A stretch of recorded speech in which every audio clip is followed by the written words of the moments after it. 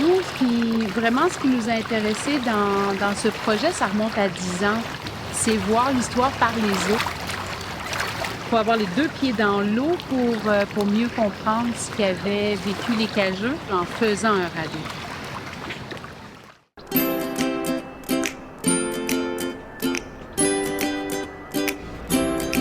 All white pine. Some of it are huge. You got 32 inches, and that's just the butt of the log, of course. You can see that they're pretty freshly cut, eh? And probably the logs that we'll take are the shorter ones over there, because we're looking at 10s.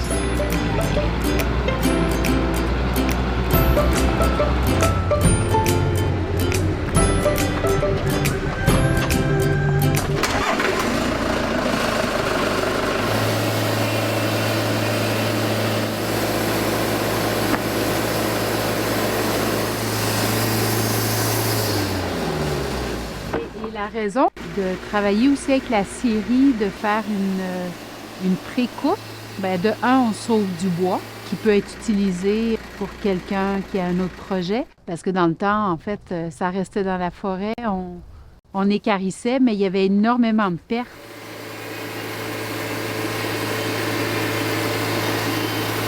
Il y a un pré-équarrissage, on va dire ça comme ça.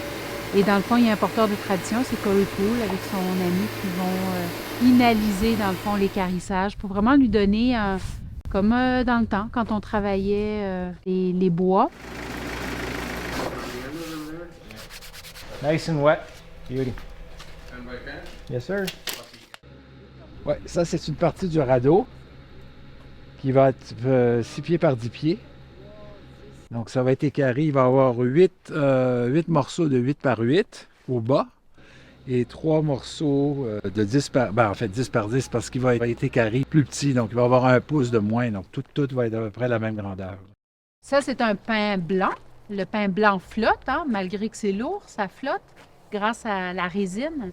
T'imagines, les radeaux étaient faits de 12 morceaux comme ça, plus 3 au-dessus de cette grosseur-là. Quand on parle d'une quarantaine de tonnes par radeau, et c'est des arbres fraîchement coupés, quand on parle d'un train de bois, on est dans le 7 000 à 8 000 tonnes. Alors, c'est juste gigantesque comme opération. Envoyons de l'avant nos gens, envoyons de l'avant, envoyons de l'avant nos gens, envoyons de l'avant. Il y a la première étape de l'abattre, mais tu dois les carrer aussi, là. Ça pousse pas carré, ces arbres-là. Et ensuite, c'est le déplacer au cours d'eau. Et du cours d'eau, là, c'est la magie qui opère avec le radeau. Et là, c'est un peu l'aventure des marins, hein, qui commence. Il y avait jusqu'à 1200 bateaux qui attendaient pour la marchandise avant de partir pour l'Angleterre.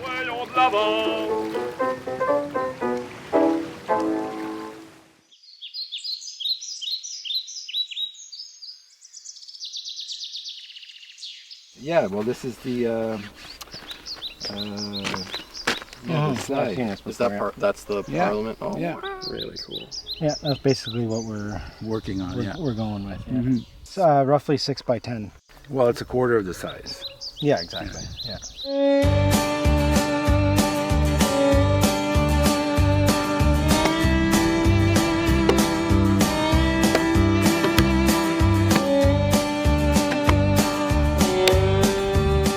Les baies, oui, ont été coupées avant, mais on donne un fini 19e siècle.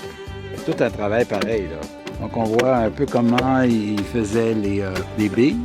Ils enlevaient l'écorce au départ et après, ils équarrissaient comme Corey et Dan sont en train de faire. Avec le même type d'outils, un droitier et un gaucher, c'est la paire qui font bien le travail. Once that rough pass is done and it looks pretty good, we go back and we do what we just call it a finish hewing. You know, the broad axe is not a chopping tool, it's a finishing tool. It's almost like having a hand plane.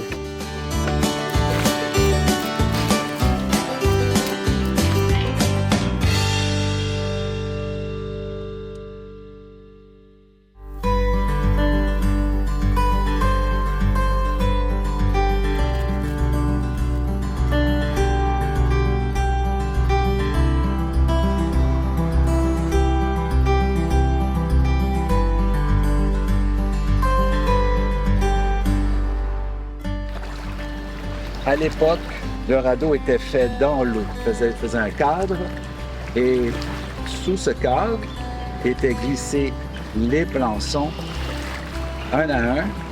Le pain prenait de l'expansion et par gonflement restait en place et formait le radeau.